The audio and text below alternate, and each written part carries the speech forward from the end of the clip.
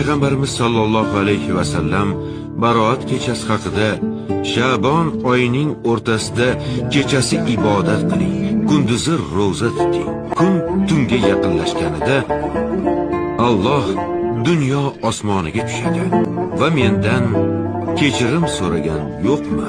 Uni kechiray. Mendan rizq so'ragan yo'qmi? Unga rizq beray. Musibatga uchragan yo'qmi?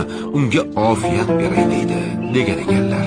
Oldimizda shunday imkoniyatga to'la kecha bor. Yo Rabbiy, agar bizni ismimizni g'ofillar daftariga yozgan bo'lsang, u yerdan o'chir. Bizlarni solih amallar qilgan bandalaring orasiga qo'sh.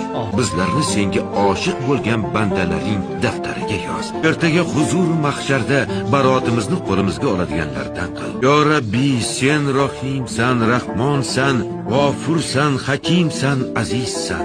Sen bizni yo'qdan bor qilgansan. Biz sening qullaringmiz. Osiymiz, gunohkormiz. Afinga tayanib isyonkor qullaring orasiga kirgan bo'lsak, bizlarni kechir. Amin.